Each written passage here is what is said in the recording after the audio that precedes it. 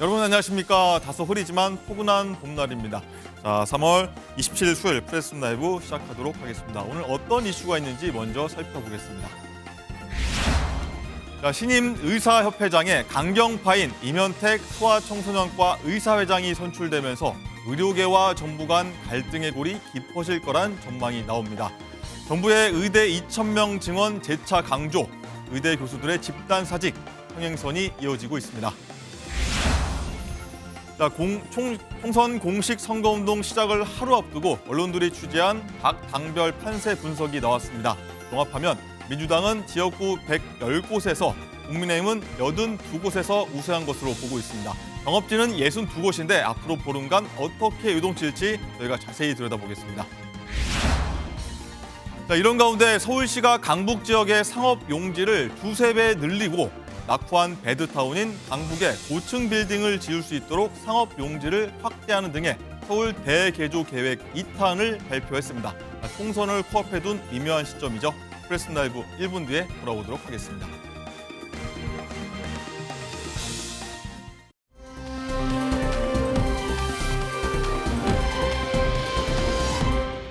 네, 저희 유튜브 채팅창에서 토론하시면 시청한 재미가 2배, 3배니까요. 많은 참여 바라겠습니다. 자, 저희 뉴스 핵심방 기자분들 나오셨습니다. 안녕하십니까? 반갑습니다. 네, 총선까지 이제 보름입니다. 공식 선거운동은 내일부터 시작되고요. 동네방네 아마 시끌시끌할 것 같습니다. 자, 거대 양당도 이번 총선 선거 판세 자체 분석 결과를 내놨는데요. 2분부터 저희가 자세히 한번 살펴보도록 하겠습니다. 자, 장가희 기자, 현대 판세를 보니까 더불어민주당이 좀 앞선다 이런 예측이 나왔어요. 그렇습니다. 양당이 판세를 자체 분석해봤는데요. 국민의힘은 승리 가능성이 큰 우세 지역으로 82곳을, 그리고 더불어민주당은 110곳을 각각 꼽고 있는 것으로 나타났습니다.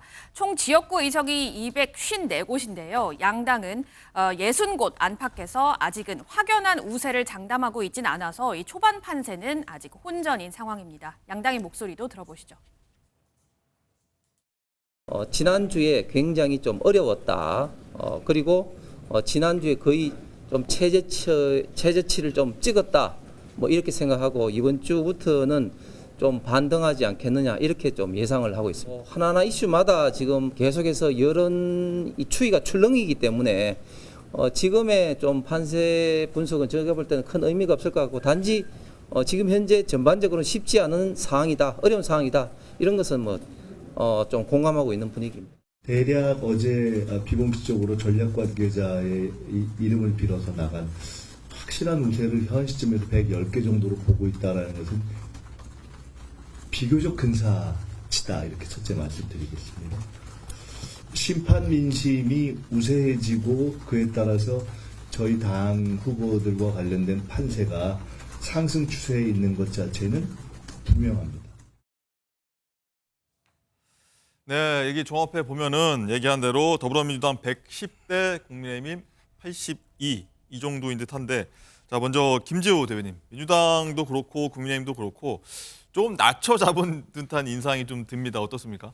지금 선거 판세는 백중세에 아주 미세하게 백중세다. 민주당이 좀 앞서는 모습을 보이는데요. 백중세 조금 앞선다. 이 정도 판세는 언제든 뒤집혀질 수 있기 때문에 뭐 안심할 상은 아니고요, 민주당이. 근데 민주당 같은 경우는 이재명 대표, 김부겸 총리, 이해찬 대표가 어떤 선대위원장으로 활동을 하고 계시고요. 임종석 실장, 정세균 총리도 지금 가세하고, 네. 문재인 대통령까지 합세해서 사실 민주당원들은 부직갱이라도 들고 합심하겠다, 민주당 원팀 선거하겠다, 이런 판세고요. 그에 비해서 좀 국민의힘은 유승민이나 김무성 대표 같은 좀 핵심 자산을 활용하지 못하고 있는 점이 좀 아쉽습니다. 네. 국민의힘 상황까지 좀 짚어주셨는데, 정건대 대변인 어떻게 보십니까? 일단은 국민의힘 82, 민주당 110. 현재 돌아간 여론조사만 놓고 보면은 각 당이 좀 낮춰 잡은 듯한 인상이 좀 들긴 하거든요. 21대 총선 지난 2020년에 있었죠. 이때 제가 기자 시절이었는데 역대급 참패라는 제목의 리포트를 썼던 기억이 납니다. 그때 우리 지역구에서 84곳 이겼고요. 19곳을 비례대표로 얻어서 103석을 얻었었는데, 지금 당에서 내놓는 82곳은 아주 보수적으로 잡은 거겠죠. 아마 여러 여론조사를 종합해 봤을 때 그래도 오차범위 바뀌거나 최소한 5%포인트 이상은 앞서는 지역을 82곳 정도로 파악하지 않았나 싶습니다. 근데 지금 김지호 실장 얘기한 것처럼 지금 초박빙 지역이 굉장히 많습니다. 우리는 이 초박빙 지역에서 어느 정도의 성과를 낼 수 있을지가 이번 22대 총선에서 우리 의석수를 네. 지금보다는 그래도 높은 수준으로 끌어올리는 게 목표겠죠. 뭐 과거에는 우리가 좀 지지율이 좋았을 때는 일당을 기대하기도 했었는데 지금은 여하튼 뭐 일당이 쉽지는 않겠다라는 생각은 갖고 있지만 선거 마지막까지 최선을 다해서 최대한 의석수를 끌어올리는 게 윤석열 정부의 국정 동력을 회복하는 계기가 될 것이라고 생각하고 있습니다. 짧게 여쭤보겠습니다. 민주당은 110 현재 상황 맞다고 보십니까? 민주당 요새 표정 관리하고 있는 거 아닌가요? 그래서 좀 일견 부럽기도 하지만 민주당이 뭐 독자적으로 과반 얻을 수 있을 것이다라는 전망들을 내놓는 전문가들이 많은 건 사실인 것 같습니다. 네, 알겠습니다. 자, 김상일 대변인, 네. 그리고 말씀드린 대로 좀 예측이 힘든 전국에 네. 62개 접전지 가운데 네. 29개가 수도권에 몰려 있습니다. 네. 그만큼 여기가 좀 뭐 승부의 핵심 키가 될 수도 있고 예측이 좀 힘들다 이렇게 보면 되겠죠?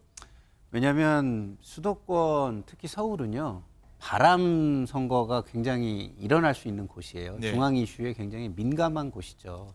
그런데 지금 총선에서 정권 심판론이라는 어떤 거대한 중앙 이슈를 대치하거나 경쟁할 만한 이슈가 지금 거의 보이지 않고 오히려 정권 심판론을 조금 더 기름을 붓는 일들이 계속 발생을 하고 있잖아요. 그런 것은 대부분이 지금 대통령의 태도에서 나오는 겁니다. 지금 이렇게 여건이 힘들다고 하는데도 대통령의 태도를 보면은 그럼 힘들다는데 무엇이 문제지? 그 무엇이 문제인 거에 대해서 그러면 내가 할 것은 무엇이지? 이런 태도가 전혀 보이지 않아요.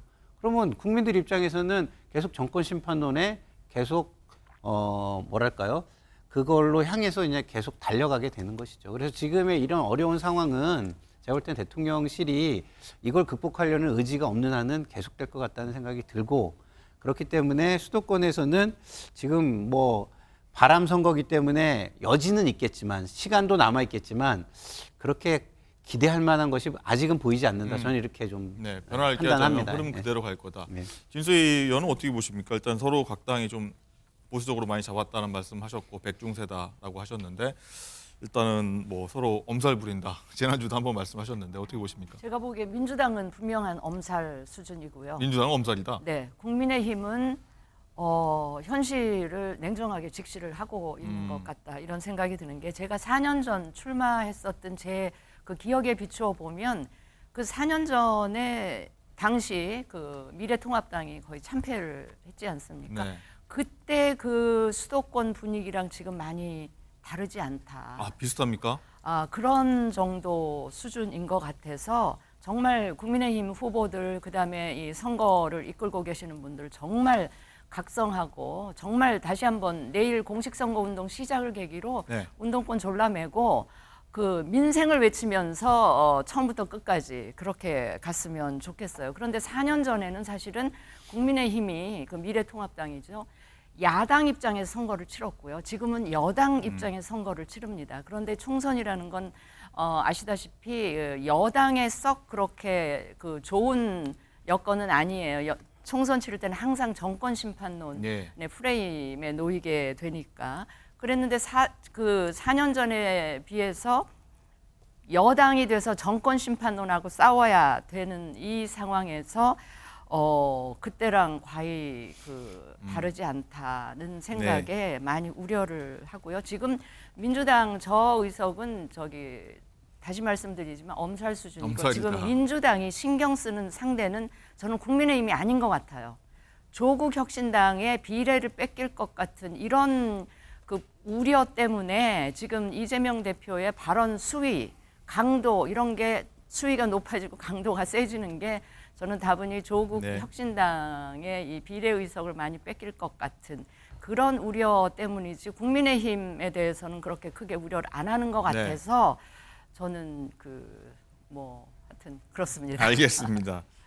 김지호 대변인, 일단은 민주당은 좀 엄살 부리는 것 같다라고 말씀하셨는데 이런 상황에서 범야권 200석 얘기까지 오늘 뭐 조간신문에 좀 많이 나왔습니다. 뭐 조국현 신당 돌풍 현상 얹어지면서 꿈의 숫자다 이런 얘기들이 나오는데 민주당 단독 180석, 범야권 나아가서 200석 실현되는 거 아니냐 이런 얘기 나오는데 민주당 입장에서는 아닙니다라고 조금 뭐 진화를 해야 될 것 같아요. 우리나라 정당 역사상 특정 세력이 200석 이상 확보한 사례가 없고요. 네. 과거에도 없었으니까 앞으로도 나오기가 좀 어렵겠죠. 범야권으로 보면요. 예, 그래서 좀 불가능한 목표인데 물론 이제 지지자들이나 일부 정치인들은 그런 것을 목표로 삼고 뭐 이야기할 수 있겠지만 현실적으로 좀 불가능하다. 다만 민주당 입장에서는 윤석열 정부의 폭주를 막고 경고가 절실한 상황이라 폭정을 저지하는 수준에서 좀 조심스럽게 심판이 이루어지지 않을까 이렇게 전망하고 있습니다. 네. 이걸 바라보는 또 국민의힘 입장도 좀 뭐랄까요? 네. 다양한 뭐 감정들이 좀 생길 것 같습니다. 일단은 200석이라고 하면 제적의원 3분의 2에 해당하는 200석 얻으면 헌법 개정하고 네. 탄핵 소추, 국회의원 제명까지 가능해서 뭐 일각에서는 절대 반지다 뭐 이런 얘기까지 나오는데 네.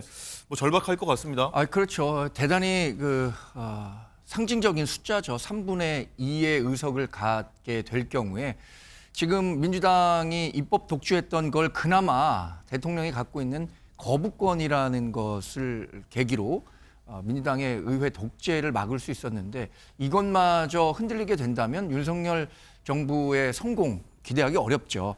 저는 다만 우리 국민들이 갖고 있는 집단 지성을 믿고 있습니다. 지난 2020년 선거에서도 그때 당시에 범여권 180석 뭐 어느 정도는 현실화됐죠.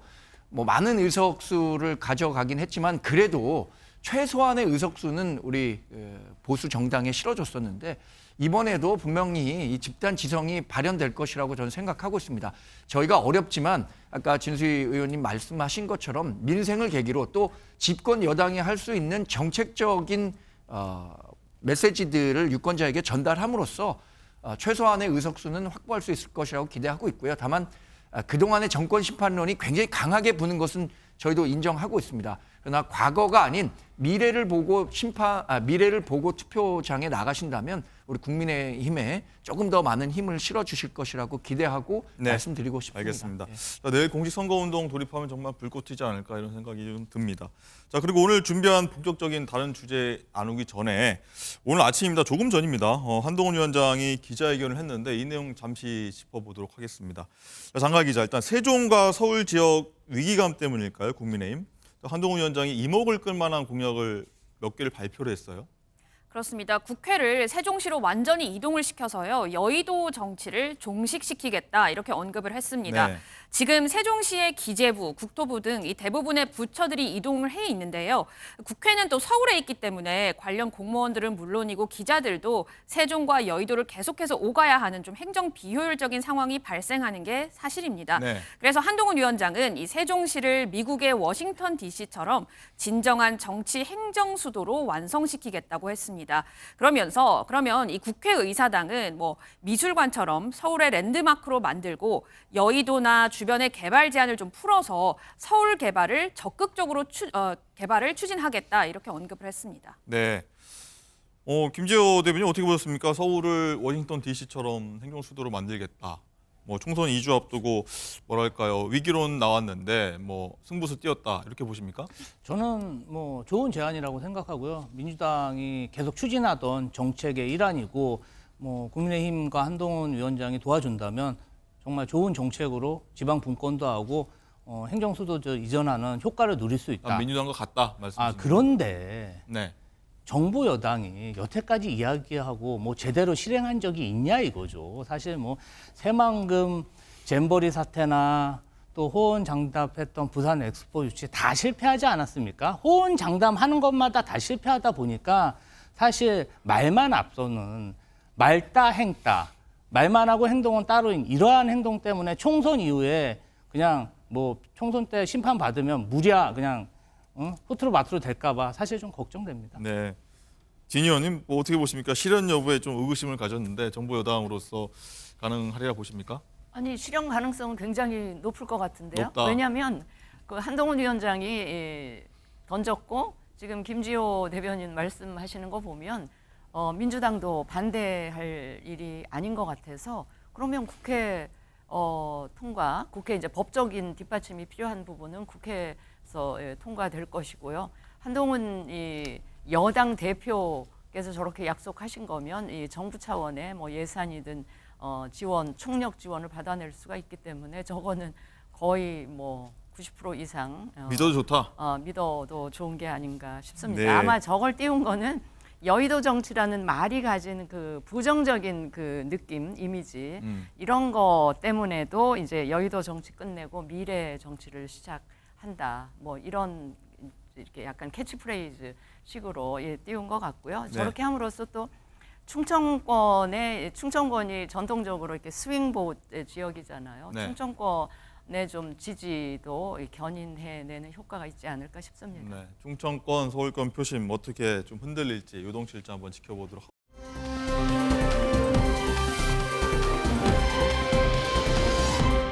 자, 장관 기자, 그리고 어제 한동훈 위원장이 부산, 양산 등 영남 지역을 돌았는데 거기를 돈 이유는 당연히 있겠죠.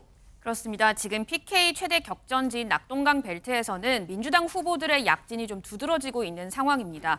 이를테면 부산 북갑에서는 민주당 전재수, 그리고 사하갑 최인호, 그리고 경남 양산 김두관 의원 등이 앞서고 있고요. 또 최근 조사에서는 장제원 의원이 3선을 한 이 부산 사상에서도 지금 배재정 민주당 후보가 국민의힘 김대식 후보와 굉장히 접전 중입니다. 민주당에서는 지난 총선에서 부산 같은 경우에 18석 중에서 3석을 차지를 했지만 이번에는 8석 플러스 알파까지 노린다 이런 얘기도 나오고 있거든요. 네. 이종섭 호주 대사 그리고 황상무 수석 논란 또 고물가 등 여권의 악재가 계속해서 겹치면서 부산 북갑에 출마한 서병수 의원 같은 경우에는 부산 시민들이 요즘 윤석열 대통령에 화가 좀 많이 나 있다. 윤 대통령이 기자회견을 열고 좀 잘못했던 점은 미안하다. 이렇게까지 좀 얘기를 해줘야 되는 것 아니냐 이런 말도 했습니다. 네. 정관계 대변인, 일단 네. 영남 부울경 민심이 좀 안 좋으니 윤 대통령이 잘못한 건 좀 잘못했다고 좀 사과 좀 국민한테 좀 해달라 이런 의견까지 나왔던 것 같은데 어떻습니까? 실제로 당에서 파악하는 뭐 부울경, 영남의 좀 민심 뭐 많이 흔들리고 있습니까?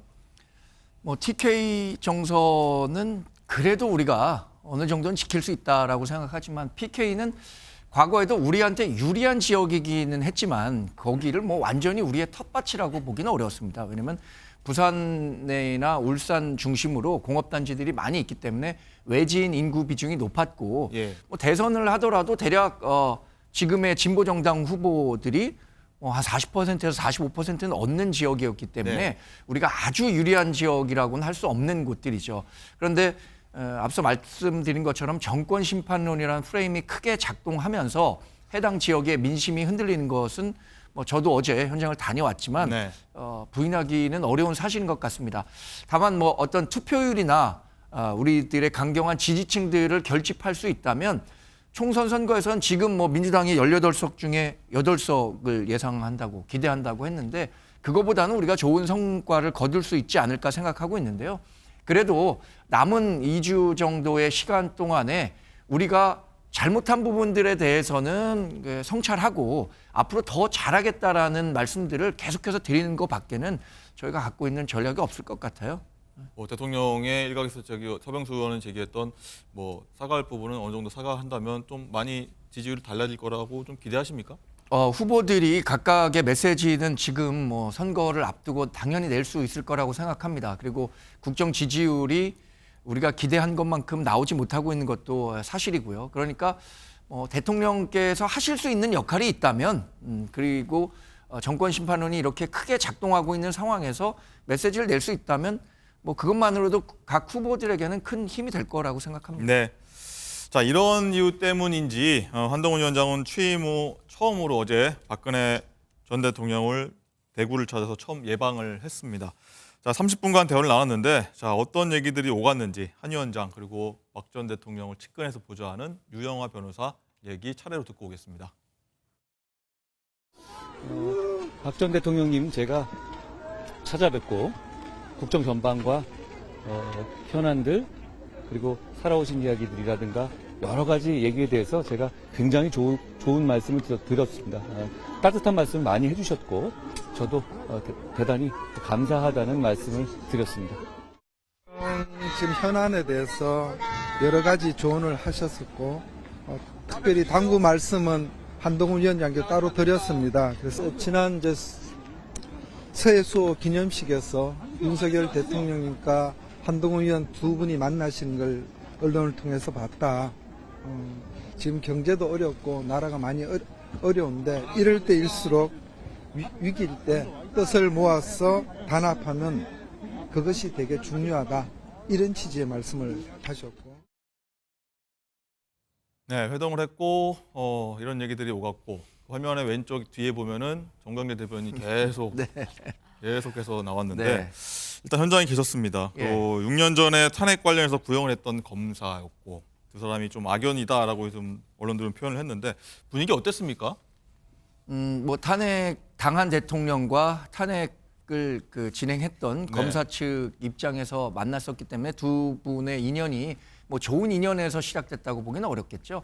저는 이제 사저에는 들어갔습니다만 딱 네 분만 이제 배석을 해서 이야기를 나눴기 때문에 전체적인 분위기나 이런 거는 이제 유영아 후보가 전해주는 수준으로만 알고 있습니다. 분위기는 굉장히 좋았다 그러고요. 서로 네. 굉장히 존중하는 분위기 속에서 여러 이야기를 나눴는데 뭐 이제 박근혜 전 대통령이 그래도 뭐 탄핵이라는 역사적인 평가는 차치하고라도 국정을 4년 가까이 운영하셨던 분이잖아요. 우리 그 사회 전반을 들여다봤었기 때문에 그리고 또 선거를 오래 많이 치렀던 분이기 때문에 지금 선거를 처음 치르는 한동훈 비대위원장에게 이런저런 조언을 했던 걸로 전해 들었습니다. 네.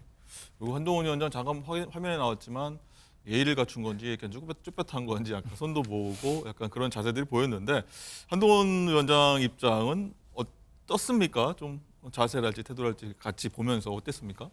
한동훈 비대위원장은 근데 누구에게나 굉장히 공손하고 예의 바른 건 아닙니까? 예. 지난번에 김정숙 여사가 인사를 했을 때 이렇게 뭐 그냥 패싱하듯 지나갔을 때도 90도 인사한 모습 예. 보면 그분의 평소 가진 인성을 이해하실 수 있을 거라 생각하고요.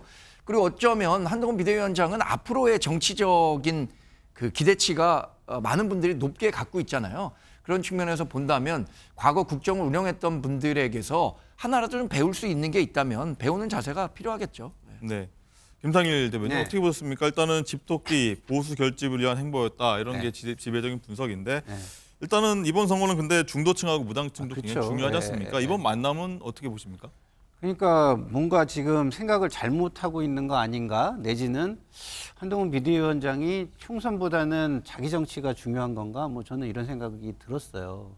총선이 중요하다면 지금 저기 가는 게 지금 박근혜 대통령을 만나는 게 왜 이렇게 중요하겠습니까? 제가 볼 때는 지금 강성 유튜버나 이런 사람들이 한동훈 비대위원장이 조금만 차별화를 하거나 다른 행동을 하면은 공격을 하고 그러니까 지지층이 뭐 이탈하고 있다, 지지층 민심이 이반하고 있다 이런 소리를 해대고 있는 걸로 알고 있는데 그런 소리에 반응을 한 거로 저는 보거든요. 그렇다고 한다면 진짜 문제를 외면하고 있는 거예요. 진짜 문제는 서병수 의원하고 이성건 의원이 다 얘기했잖아요. 국민 꾸지람에 드릴 말씀이 없다. 국민 꾸지람이 있어요. 그거 어디를 향한 겁니까? 이 정권과 대통령을 향한 거예요. 그러면 그 부분을 해결하려고 해야죠. 대통령의 태도, 용산의 태도 이걸 해결하려고 해야 총선에 이기는 건데 그걸 지금 외면하고 있는 거 아니에요. 자, 이성건 의원이 뭐라고 했습니까? 이성건 후보가 가면은 이성건을 보는 게 아니라 정권 심판의 대상으로 보고 있다. 이렇게 얘기하잖아요. 그게 뭐예요? 대통령의 이미지가 각 후보에게 뭐 어떤 후보는 푸바오 탈을 쓰려고까지 그 좋은 이미지 때문에 했다잖아요. 예. 근데 좋은 이미지가 아닌 나쁜 이미지의 탈이 지금 각 후보들에게 다 씌워져 있는 거예요. 뭘 해야 되는 줄 모릅니까? 알잖아요. 지금 서병수 의원이 얘기했잖아요. 잘못한 부분에 대해서 솔직하게 얘기하고 그다음에 정당은 국민의 눈높이에서 민심과 엇나가면은 단호한 모습을 보여주는 것. 이것만이 지금 총선에 그나마 변수가 되는 거지. 네. 그거 알면서 안 하는 거는 아직까지도 대통령의 눈치만 보는 모습이다. 그러니까 총선을 이길 마음은 없는 모습이다. 이렇게 보입니다. 진 의원님 근데- 어떻게 생각하는지 궁금한데 일단 실이 많다라고 하셨는데 일단 득이 있었습니까? 어떻게 만남 평가하시겠습니까? 그게요. 저는 지금 국민의힘 한동훈 원탑 선대위 체제가 가지는 딜레마인 것 같아요. 딜레마다. 왜냐하면 지금 어제 방문한 게 아까 김상일 평론가께서는 보수 유튜버 때문이라고 하시는데 그거는 전혀 그런 것 같지 않고요. 아마 지난 한 주나 2주 사이에 TK 쪽 제가 여론조사 언급해도 되는지 모르겠는데 여론이 굉장히 출렁였어요. 그러니 텃밭 중에 텃밭인 TK에서 지지율이 한번 엄청 큰 수준으로 출렁였기 때문에 국민의힘 입장에서는 긴장하지 않을 수가 없고요. 따라서 이제 TK 지역에 방문해서 집도끼 다독이고 또 TK 지역에서 일정한 어떤 영향력을 갖고 계신 박근혜 전 대통령을 만나는 건 저는 불가피했다고 보는데 네. 이제 문제는 왜 제가 국민의힘 선대위에 그 딜레마라고 보냐면 지금 한동훈 비대위원장 혼자서 전국을 다 커버를 해야 되고 그 집토끼도 잡아야 되고 이 수도권의 중도층, 무당층 이쪽 지지도 견인해야 되고 진짜 몸이 10개라도 지금 감당이 안 되는 이 선대위 체제가 국민의힘에는 상당한 딜레마다. 물론 공동 선대위원장이 3분 계시지만 그분들은 다 자기 지역에 출마를 하고 계시고 그 지역에 또 이 선거 환경이 지금 녹록지가 않기 때문에 이 전국 선거에 투입이 못 되는 이런 상황이에요. 그러다 보니 앞으로도 저는 15일이라고 하는 이 제한된 시간에 지역을 보면 TK도 챙겨야 되지만 수도권이 훨씬 더 국민의힘에는 이 취약한 지역이고 지금 지지층은 어차피 지지층 마음에 안 드는 결정을 한다고 해서 지지층이 투표를 다른 곳에 하지는 않거든요. 그러니까 앞으로 남은 기간에는 네. 그러니까 어제야 할 수 없이 TK를 가셨다 하더라도 앞으로 남은 기간에는 정말 이 수도권 그리고 이 계층으로 봐서는 그 중도층을 집중적으로 공략하는 그리고 이제 첫째도 민생, 둘째도 민생, 셋째도 민생 철저하게 민생 위주로 심판론 지금 정권 심판론에 이 대응하는 걸로 뭐 야당 심판에 무슨 운동권 심판 이 얘기하지 마시고 그리고 막 민생 예. 그다음에 그 정부를 활용해서 정말 그 민생에 그 하루하루 고달파하시는 예. 국민들 생각하는 그런 캠페인을 벌이시면 네. 중도층도 이 서서히 돌아오지 않을까. 그리고 이제 영남 저 TK나 PK 일부는 그렇게까지 걱정 안 하셔도 되지 않나 걱정 안 싶은 해도 생각이 된다? 듭니다. 예. 안 해도 되는 건 아닌데 우선순위를 두자면 정말 출렁였지만. 수도권과 이 중도층을 집중적으로 거기에 소구할 네. 수 있는 그런 민생 메시지를 내셨으면 좋겠다. 그런 예. 말씀을 드립니다. 알겠습니다. 말씀 중간에 아무튼 한동훈 위원장 외에 좀 또 다른 스피커가 있으면 좋겠다는 언급을 하셨었는데 그렇죠. 친유계 임사 아니겠습니까, 진 의원님? 아 저요? 예, 네네. 유승민 전 의원 그렇습니다. 뭐 역할로 좀 거론되고 있더라고요. 근데 그게요. 현실성 있나요? 당내에서 그냥 개인 차원에서 아이디어 차원에서 이야기를 하는 거지 이 지도부나 당 중앙 선대위 차원에서 나오는 이야기는 아닌 것 같고요. 이미 이제 지금 시간상으로 선대위에 뭔가를 맡기기에는 시간이 너무 늦어버린 게 아닌가 싶은데 늦었다. 예. 아마 유승민 전 대표는 개인 차원에서 수도권 중심으로 도와달라는 요구가 있는 곳에는 아마 가서 열심히 그 지원을 할 생각인 걸로 제가 알고 있습니다. 네, 네. 알겠습니다. 자, 그리고 집토끼를 좀 잡으려는데 좀 무게를 많이 둔 건지 아니면 좀 무리수를 뒀던 건지 장가 기자, 일단 국민의힘이 종북 문구가 담겼던 현수막을 걸려다가 철회한 일이 있었어요. 어떤 일이죠? 네, 이 현수막 내용이 더 이상 이 나라를 범죄자들과 종북 세력에게 내주지 말자 이건데요. 이 현수막을 만들어서 게시를 하려다가 몇 시간 만에 철회를 했습니다. 장동혁 사무총장은 지금 한동훈 위원장 입장에서는 여당으로서 정책을 내고 또 앞으로 집권 여당이 어떤 일을 할 수 있는지 이 메시지를 국민들에게 전달하는 게 훨씬 더 중요하다고 생각하기 때문에 뭐 종북, 범죄자 이런 문구는 사용하지 않기로 했다고 설명했습니다. 네. 김지호 대변인, 일단은 종북 공세와 색깔론 들고 나오는 게 좀 더 안 돼서 국민의힘 쪽에서 급히 좀 현수막을 철회했다고 하는데 선거 전략에 도움이 안 된다고 봤다고 해야겠죠. 일단 저런 문구와 홍보 기획이 나왔다는 것 자체가 지금 국민의힘이 좀 불리하다. 좀 전세가 몰려 있다. 이런 반증이고요. 그런데 이런 홍보물을 한동훈 위원장이 하루 만에 철회시켰다. 이거는 저는 좀 평가를 하고 있습니다. 그래서 사실은 이런 승부가 났을 때 한 번 기세가 꺾이면 다시 반등하기가 굉장히 어렵습니다. 그리고 굉장히 당내에서는 강경파들이 이렇게 득세를 하면서 이러한 흐름이 계속 정말 우리 안에 지지야만 보고 하는 선거 캠페인 하면서 대패하는 경우가 많거든요. 그런데 한동훈 위원장이 사실 회칼 테러 논란이 있는 황상무 수석 사퇴시켰죠. 이종섭 호주대사 국내로 불러들였어요.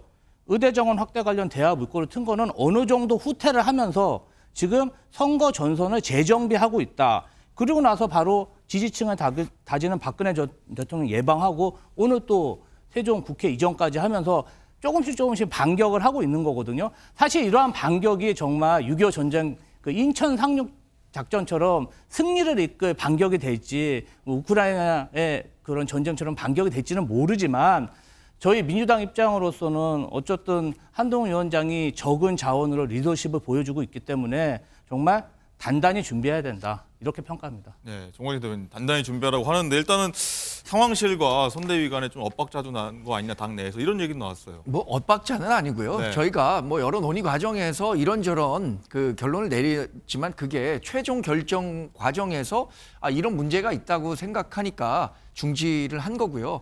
지금 말씀하신 것처럼 뭐 주님 계속 좋은 말씀하십니다.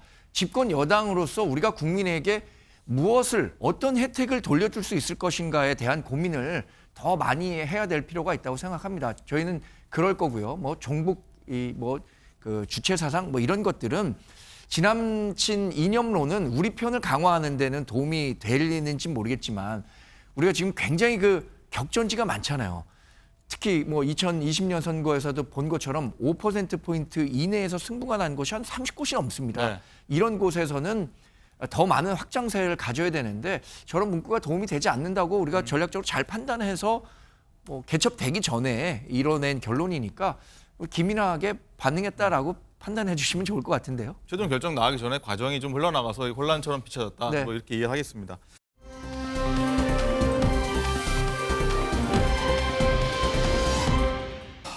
야당으로 민주당으로 한번 시선 옮겨보도록 하겠습니다. 자, 법원 출석 직전까지 총선 후보 지원 유세에 나섰던 이재명 대표가 어제 대장동 재판에 2주 만에 출석을 했는데 자, 우선 먼저 영상으로 확인하고 얘기 이어가도록 하겠습니다. 선거 때문에 재판 불출석 반복됐는데 오늘 나오신 이유 한 말씀 해주시죠. 어제 변호인이 비위 변경 신청서 냈는데 이유가 뭔가요? 자, 오늘은 예정보다 재판이 일찍 끝났어요. 유동규 증인이 코로나 걸렸다고 다음에 하겠다고 그래서 오후에는 증인 신문을 못하고 끝났는데 29일날 또 나오랍니다. 선거기한에 2일날도 나오고 9일날도 나오라는데 참 이게 뭐 검찰이 노린 걸 테니까 할 수 없죠. 대선에서 진 죄값을 치르는 거다 이렇게 생각해야 되겠죠. 네, 대선에서 진 죄값 치르는 거다 하면서 이재명 대표가 껄껄껄 웃는 모습을 보였는데 김주호 대변인 일단은 총선 일정 때문에 일단은 계속 불출석을 했고 일단 재판부가 강제 소환하겠다 이렇게 경고했고요. 이제 이 대표가 좀 어제 법정에 섰는데 이 대표 입장에서 굉장히 어쨌든 다른 일을 다 떠나도 굉장히 총선 치른 입장에서 좀 난감한 상황일 것 같아요. 좀 대한민국 국민이라면 사법 체계를 존중하고 재판에도 성실하게 임해야 되는 게 맞고 제가 1년 6개월간 그 이재명 대표님 일정 관리를 하면서 정말 성실하게 재판에 임하셨습니다. 다만 좀 이재명 대표에 대한 서울중앙지검과 수원지검의 그 수십 명의 검사들이 달라붙어 특정인으로 대상으로 한 수사는 저희는 표적 수사라고 정의하고 있고요. 선거 기간 중에 이렇게 재판에 이재명 대표를 묶어놓는 이런 행위가 정말 정치 검찰의 치졸한 민낯이다. 검찰 편향 언론하고 이재명 대표를 공격하는 걸로 보고요. 저는 좀 이재명 대표님이 짠하고 해도 너무한다 이 말씀으로 마무리하겠습니다. 네, 일단은 김주호 대변인은 정치검찰 표현을 쓰셨는데 정관희 대변인 어떻게 보십니까? 일단 총선 하루 전날에도 이재명 대표 재판이 있거든요. 지금 재판장에 나오라고 하는 것은 검찰이 아닙니다. 사법부에서 법원 판사가 얘기하고 있는 거니까 그걸 검찰 독재라고 얘기하는 건 무리가 있을 거라고 생각합니다. 대선에서 진 죄값이라고 이재명 대표가 얘기했는데 대선에서 진 죄값이 아니라 부정부패와 권력형 범죄에 따른 죄값이죠. 그러니까 이재명 대표가 경기지사나 성남시장 시절에 이런 의혹에 연루되지 않고 피의 사실이 없다면 재판장에 갈 일도 없습니다. 근데 그것을 대선에서 졌기 때문에 자기가 이렇게 재판에 끌려다닌다라고 하는 것 자체가 어쩌면 이 일종의 대선 불복 아닙니까? 자신이 범죄 혐의를 받고 있는 것에 대한 재판이 이루어지는데 이것을 대선에서 진 죄값이라고 하는 것 자체가 어불성설입니다. 네, 김조 대변인 하실 말씀 있으신가요? 저기 대선에서 이긴 우리 윤석열 대통령이 배우자인 김건희 여사, 도이치모터스 주가 조작 의혹, 양평 고속도로 노선 변경 의혹, 디올백, 샤넬 화장품 뇌물 의혹 등 숱한 범죄 혐의에도 수사 진척이 없지 않습니까? 반면에 이재명 대표는 물론이고 김혜경 여사도 최근에 기소돼 재판 중입니다. 제 주변에 있는 분들도 저 빼고 대부분 수사 중이나 구속 재판 중인데요. 대통령 장모님 빼고 대선 당시 범죄 의혹 선거법 위반으로 처벌된 인사가 누가 있는지 반문하고 싶고요. 검찰의 불공정한 내로남불 수사농단 대표 사례이기 때문에 한마디로 이재명 대표님과 그 가족이 짠하고 해도 너무하다고 생각합니다. 네, 특별히 좀 적어오신 것 같습니다, 김조 대변인. 자, 그리고 유세 현장에서 후보를 돕던 이 대표는요, 재판에 내가 없어도 된다라는 말을 했는데 판사 출신의 장동혁 국민의힘 사무총장도 이렇게 반론을 제기했는데 또 두 사람 목소리 한번 연달아 들어보겠습니다. 법원이 문제가 아니라 검찰이 문제입니다. 이 재판은 제가 없어도 되는 재판입니다. 제가 참석하지 않아도 재판은 진행될 수 있고 재판이 전혀 지연되지 않습니다. 그런데 검찰이 굳이 이재명이 있어야 된다고 우기기 때문에 딱 한마디로 표현하면 자다가 봉창 두드리는 소리라고 생각합니다. 형사소송법 276조에 보면 피고인의 출석 없이 개정하지 못하도록 되어 있습니다. 네, 진 의원님 어떻게 드셨습니까? 이재명 대표, 장동혁 사무총장 얘기, 뭐 사법리스크 화살을 검찰에게 돌렸다. 어떻게 보십니까? 저기 지금 자막에도 나오지만요. 나 없어도 이 재판 전혀 지장 없다. 이거는요. 사법부에 대한 우롱이고요. 또 피의자로서 굉장히 오만한 태도가 아닐 수 없다 하는 말씀을 일단 드리고 선거 기간 동안이기 때문에 재판을 좀 연기해도 되는 거 아니냐. 이거는요. 네. 사법부에 제가 오히려 주문하고 싶은 게 법 앞에 만인은 평등하다. 이 원칙을 계속 견지를 해 주십사 하는 당부의 말씀을 드리고요. 저는 뭐 선거 기간에 그 이재명 대표를 이렇게 묶어둔다라는 표현도 아까 이 대표가 하시는 것 같던데 뭐 앞으로 또 다루시겠지만 이재명 대표가 지금 그 온데 유세 다니면서 하시는 말씀이 듣는 사람이 굉장히 조마조마 불안해요. 아마 저뿐 아니고 그 민주당 후보들도 대표 입에서 어떤 얘기가 나올까 하는 불안감이 저는 있을 것 같아요. 그래서 지금까지는 후보들이 공천받는 과정에 이 대표에게 좀 잘 보여야 되기 때문에 뭐 저런 말을 안 했겠지만 앞으로 이제 공식 선거 운동 기간 동안에는 우리 당 대표님은 그냥 개항 의뢰에 집중하시고 안 오셨으면 좋겠다 이런 생각까지 할 정도로 지금 계속 하루하루 그 발언 수위나 강도가 굉장히 세지고 계신데 저건 아마 조국 혁신당의 조국 대표를 의식해서 네. 저러시는 게 아닌가 그런 생각도 네. 해봤습니다. 김상일 대변인 어떻게 네. 보십니까? 내가 없어도 되는 재판이지만 검찰 때문에 법정에 섰다. 예. 일단 검찰과 법원은 우리 사회의 제도입니다. 예, 거기에서 이렇게 이루어지는 일은 따르는 게 맞겠죠. 근데 문제는 이런 겁니다. 그거는 저는 뭐 동의하지만 그러면 이것은 모든 사람에게 공정해야 되는 것이고요. 지금 이재명 대표의 범죄, 부정부패는 확정된 것이 아닙니다. 혐의 내지는 의혹이라고 표현을 해줘야 되는데 네. 지금 법무부 장관 출신이 사실상 범죄 잘하고 확정적인 이야기를 하고 있잖아요. 저는 이런 것들이 어디서 나오는 것인가. 이미 그러면 그 분야는 불공정한 분야가 돼버린 것인가. 왜냐하면 공정하다면 범죄 혐의라고 얘기를 해야 되고 확정되지 않았음을 강조를 하면서 얘기를 해줘야 저는 맞다. 법조인에 맞다. 이런 생각이 들고요. 그리고 우리 김지호 대변인께서 말씀을 하셨지만 그러면은 다른 혐의에 대해서는 공정하게 수사가 이루어지고 있는가 이 부분에 대해서 국민들이 많이 그 물음표를 찍고 있다. 이 부분도 생각을 해야 되고요. 그리고 우리가 문재인 정부 때 울산 그 김기현 시장 그 압수수색이나 수사와 관련해서 그 지금의 국민의힘에서 뭐라고 얘기했냐면 네. 선거를 앞두고 이런 거 하면 안 된다 그랬어요. 저는 그 말에도 동의합니다. 왜? 그것이 사법 자제예요. 사법 자제. 왜? 국민과 미래의 정치에 큰 영향을 주는 거는 사법부는 되도록이면 영향을 미치지 않기 위한 사법 자제라는 걸 해야 됩니다. 그 이유는 뭐냐? 사법이라는 건 우리 사회의 마지막 결정을 하는 비토 플레이어입니다. 예? 거기서 결정되면 모든 게 뒤집어져요.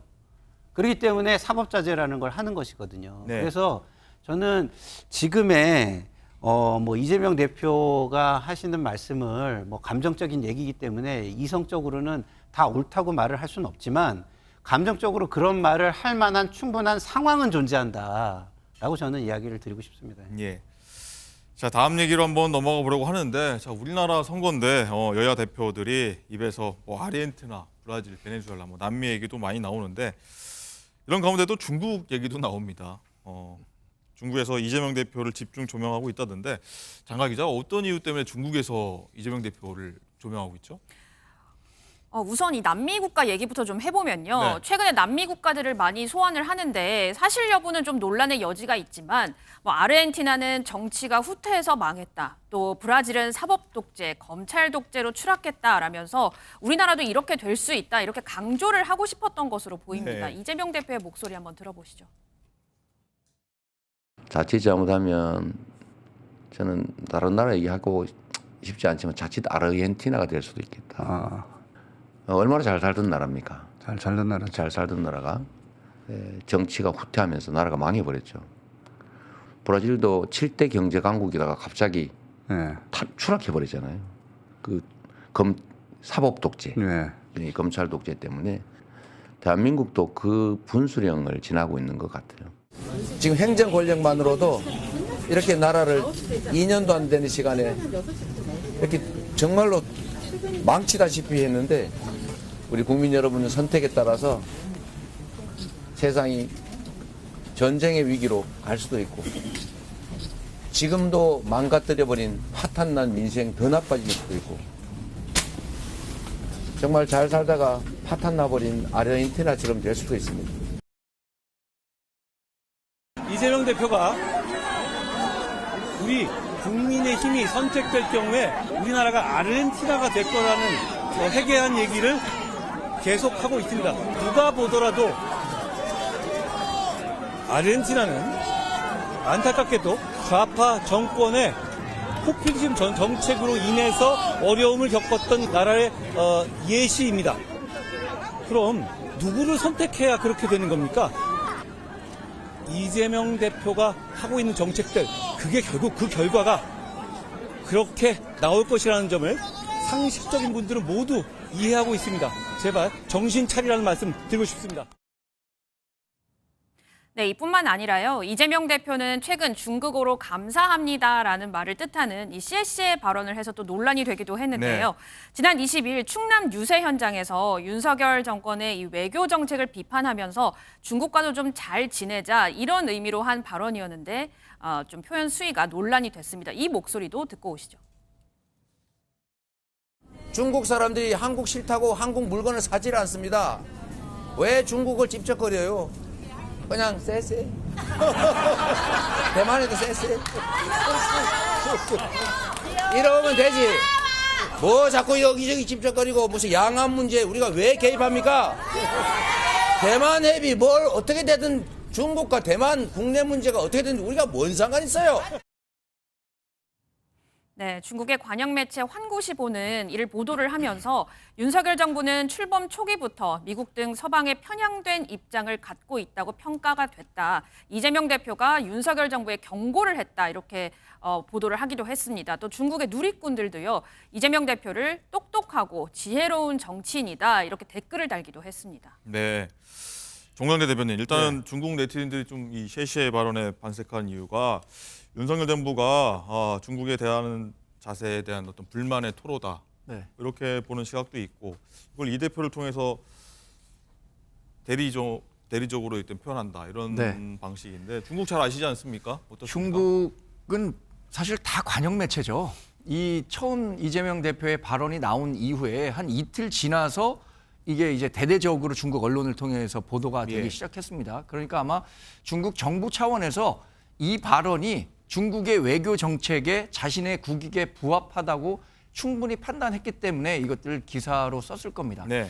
근데 이 과정에서 이재명 대표가 양안 문제 또 중국과 대만의 갈등 문제에 대해서 무조건 CC만 하면 된다라고 얘기하는데 지금의 엄혹한 국제 질서 재편 과정에서 그렇게 한다면 얼마나 편하겠습니까? 그러나 그렇지 못하기 때문에 우리가 전략적으로 판단을 해야 되는 거고요. 가치 동맹 또 시장 경제, 자유주의 경제를 표방하는 서플라이 체인들이 굉장히 강조되고 있는 상황에서 우리가 막연히 중국이 어떻든 대만이 어떻든 무슨 일을 하더라도 감사하다 이런 말만 해갖고 우리가 이 위기를 극복하기에는 굉장히 어려운 국제 질서다라고 생각이 들고요. 또 하나는 이 중국 매체가 이재명 대표의 얘기를 번역하는 과정에서 짜올러라는 얘기를 했습니다. 네. 이게 뭐냐면 굉장히 약한 사람이 큰 사람에게 대들어서 이렇게 까분다 이런 의미예요. 예. 얼마나 우리나라에 대해서 폄훼하고 얕잡아서 쓴 표현인지 이런 자간의 숨은 의미까지 한번 우리 국민들이 살펴볼 필요가 있겠다고 생각합니다. 네, 국제사회 질서에서는 좀 우려의 목소리를 내주셨는데 김주호 대변님, 일단은 여당은 이 대표가 우리나라를 좀 조롱거리 만들었다, 외교 참사다 이런 입장문까지 냈습니다. 저는 윤석열 대통령과 정부 여당이 중국 양안 문제에 왜 그렇게 깊숙이 개입하려고 하는지 이유를 모르겠어요. 전쟁 나면 참전이라도 할 생각인가요? 정말 저는 되묻고 싶고요. 지금도 윤석열 정부가 미국 주도의 대중국 전선에 최전선에 쓰면서 어떤 대중국 전선에 우리가 한국이 최전선으로 지금 분류되고 있어요. 또 일본은 이에 반해서 병참 기지로 분류되면서 전 세계적인 그런 금융 투자의 호황을 누리고 있거든요. 왜 다른 나라 문제로 우리나라의 그런 전쟁 리스크를 높이는지 이해할 수 없고요. 러시아가 부러운가 전 되묻고 싶고요. 이번 총선에서 정말 국민들이 따끔하게 경고하지 않으면 정말 큰일 치르지 않을까 걱정됩니다.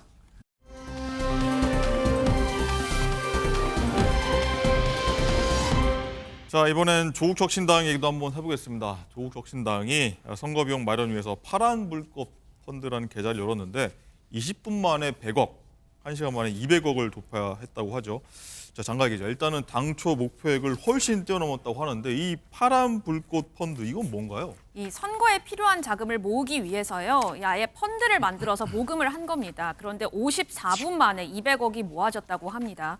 불꽃 펀드는 이 총선 뒤에 국고로 보전받는 선거 비용을 이용해서 펀드 가입자들에게 원금과 이자를 돌려주는 방식인데, 공직선거법상 비례정당이 비례투표 3% 이상을 득표를 하게 되면 법정 선거 비용 52억 원 전액에 대해서 돌려받을 수 있다고 합니다. 이걸 이용해서 원금, 이자를 돌려주는 거죠.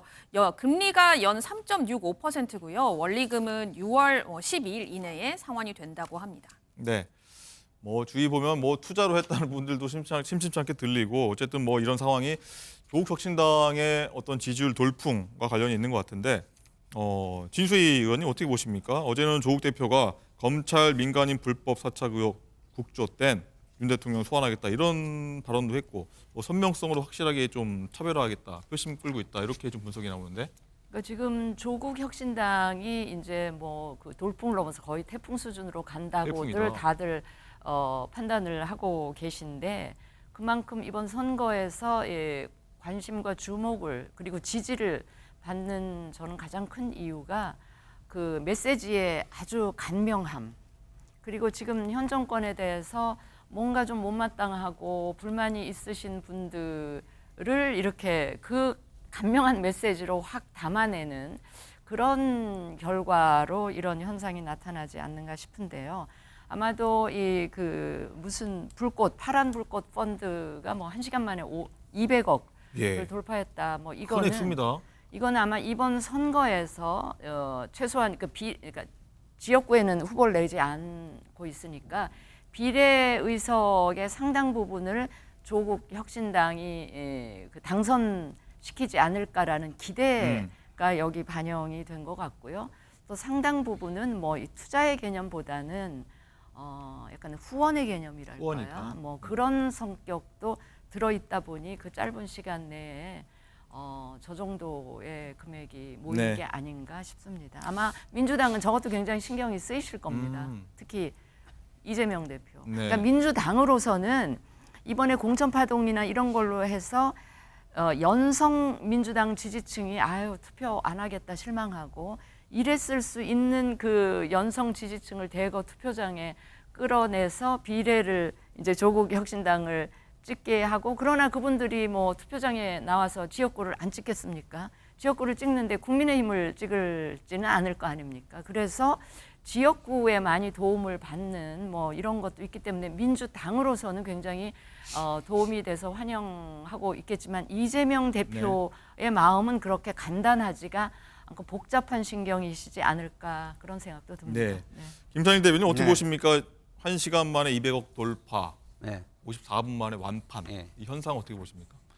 강성 팬덤을 가지고 있는 뭐 정치 지도자 내지는 정치 정당은 다 저런 게 있었죠. 저게 뭐 새삼스럽지 저는 않다고 보는데 중도층이나 지금 대표를 어디다 줘야 될지 모르겠다고 생각하는 많은 사람들에게는 저런 모습이 그리 좋아 보이지 않을 겁니다. 근데 그럼에도 불구하고 지금 투표는 해야 되잖아요. 투표는 해야 되는데 뭐 제3당의 그나마 보이는 조국신당도 저렇게 팬덤 현상을 보이고 그러면 실망은 할 텐데 그래도 지금 윤석열 정권 심판을 해야 되는데 윤석열 그 대통령을 대표하는 국민의힘을 찍을 수는 없고 그리고 또 어쨌든 이 심판이 끝나면 또 이후에 민주당의 어떤 모습 이것도 심판의 대상이 되는 부분들이 있는데 지금 그게 누적돼 가고 있다고 저는 네. 보는데 그런 거대 정당을 찍기도 또 쉽지 않고 그런데 제3당에 그러면은 찍으려고 하는데 제3당 중에서 사표가 될 만한 정당을 빼고 나면 조국 혁신당뿐이 없고 저는 이런 고민이 굉장히 깊어지는 현상이라고 저는 봅니다. 네. 단기간에 뭐 200억 달하는 모금한 게 좀 쉽진 않은 현상인데 김상일 대변인 말처럼 뭐 팬덤 현상일 있을 수 있다 과거에도 이렇게 말씀하셨는데 과거에도 지금 뭐 이렇게 자료를 지금 뭐 정리해서 네. 뭐 만드신 것 같은데 CG를 보시면 문재인 펀드가 2017년에 1시간 만에 100억 달성했고요. 그다음에 그 윤석열 펀드는 17년 만에 270억 돌파했고요. 예. 그다음에 이재명 펀드는 1시간 49분 만에 350억 돌파했어요. 이거하고 비교해 보면 뭐 대단히 이례적인 현상이다 이렇게 말하기는 좀 어렵지 않을까요? 예, 알겠습니다.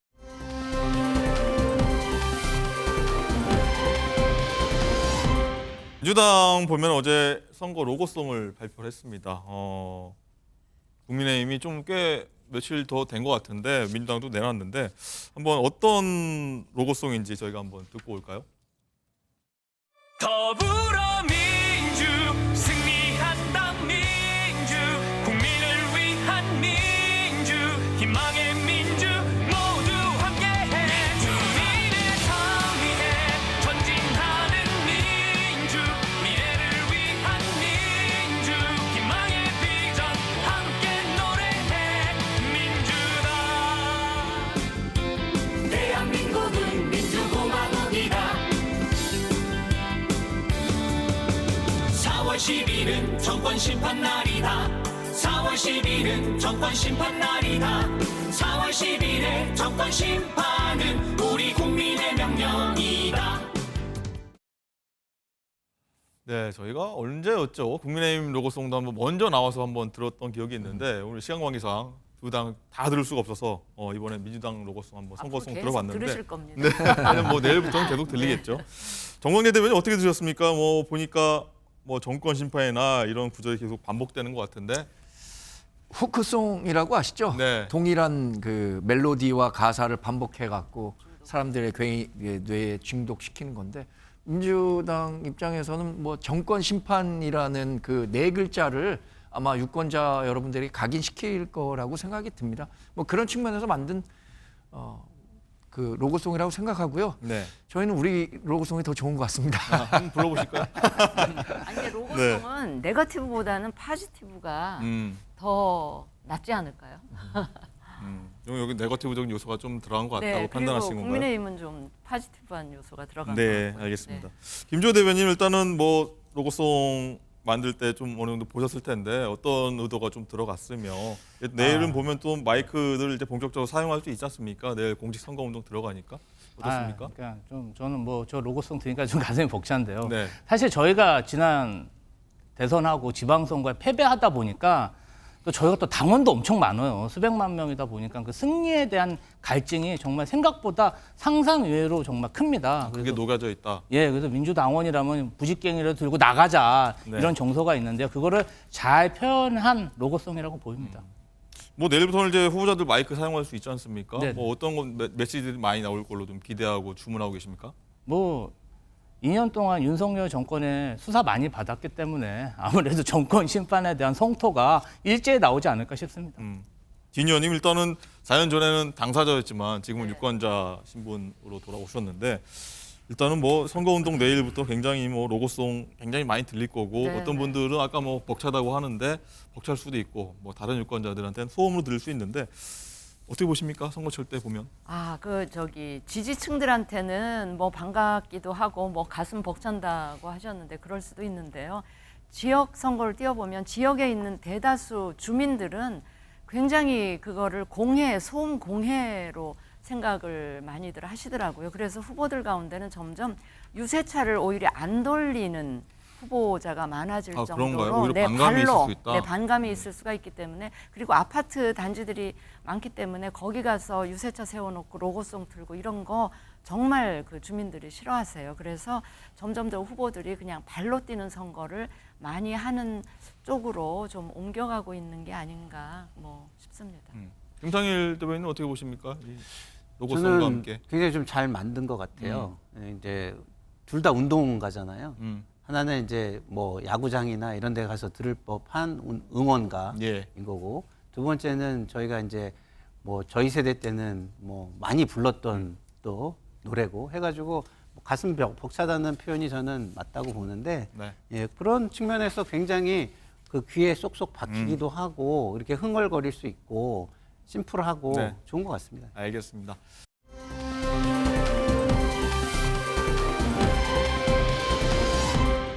라이브 픽입니다. 북한과 일본의 정상회담 결국 이루어지지 않는 걸까요? 북한이 일본과의 정상회담 논의가 오갔다고 전한 지 하루 만에 일본과 그 어떤 접촉이나 교섭도 거부하겠다고 밝혔습니다.